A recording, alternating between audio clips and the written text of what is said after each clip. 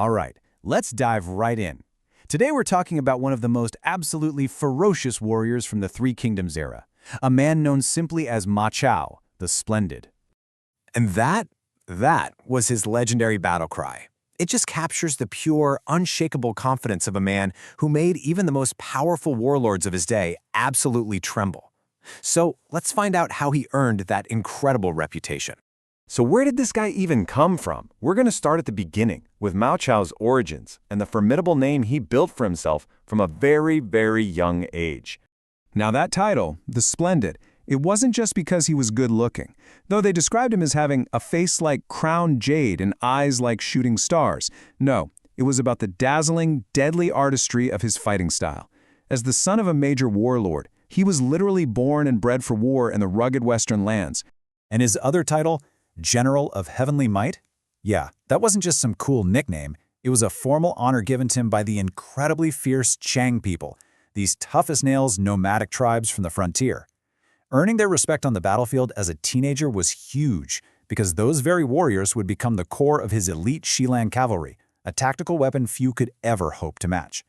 And this is where things get wild. We're at the absolute peak of Ma Chao's power, when he, as an independent warlord, decides to challenge the single most powerful man in China, the brilliant, ruthless, and terrifying Cao Cao.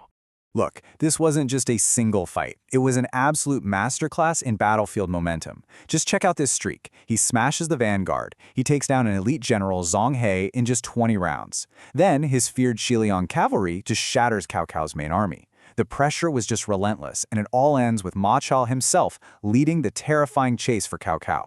This moment right here, this is what pure terror looks like. Cao Cao, one of the greatest military minds in history, is forced into a humiliating disguise. Imagine Ma Chao's riders shouting, "The one in the red robe is Cao Cao," so he rips it off. Then they start yelling, "The one with the long beard is Cao Cao," and in a total panic, he just hacks off his own beard to escape.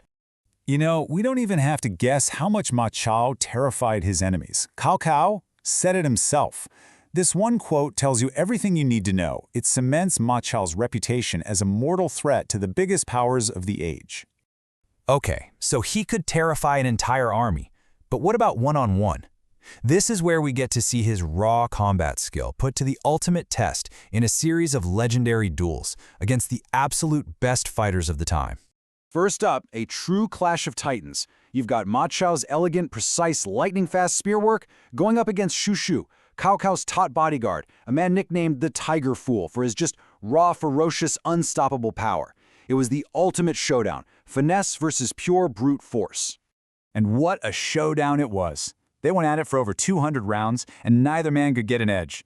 The story goes that the two armies literally stopped fighting just to stand there and watch in awe as these two masters went to work, perfectly matched. The fight got so intense that Xu Chu, in this fit of pure warrior rage, just tears off his own armor to fight unencumbered. I mean, can you imagine that? A desperate, visceral move. But even fighting shirtless, with nothing but pure strength and fury, he could not break through Ma Chao's flawless technique. It was unbelievable. But Xu Chu wasn't his only legendary opponent. Later, when Ma Chao's path crossed with the forces of Liu Bei, he was met with this fiery challenge from the equally legendary Zhang Fei, a man famous for his explosive temper and just incredible strength.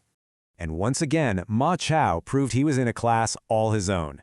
Their duel was so ferocious and so perfectly even that it lasted for hours. And when the sun went down, did they stop? Nope. They just brought out torches and kept right on fighting, neither one willing to back down an inch. So this brings us to a really crucial question, right? You've seen him scare Cao Cao into cutting his own beard. You've seen him fight two of the greatest warriors alive to a complete standstill. You have to wonder, how could a man like this ever lose? Well, the answer wasn't going to be found on the battlefield. And this is where the story takes a tragic turn. Ma Chao's fall from power wasn't because of a lack of strength or courage. It was because he was outthought, not outfought. His journey from mighty warlord to a vengeful wanderer began right here. In the end, Ma Chao was beaten by ink and suspicion, not by swords and spears. Cao Cao's brilliant strategist, Jia Shu, cooked up this masterful psychological attack. He preyed on Ma Chao's insecurities and turned him against his most important ally.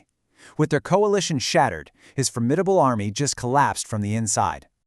But the story doesn't end there. Not even close.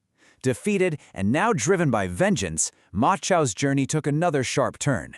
This is the chapter where the wandering tiger finally finds a new cause, transforming from a man of revenge into a loyal protector.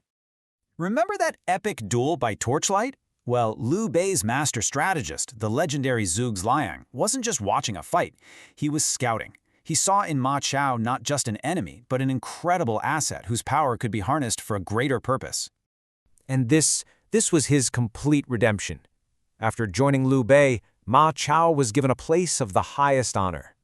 He was named one of the 5 tiger generals of the Kingdom of Shu, standing as an equal beside the very same heroes he had once fought against.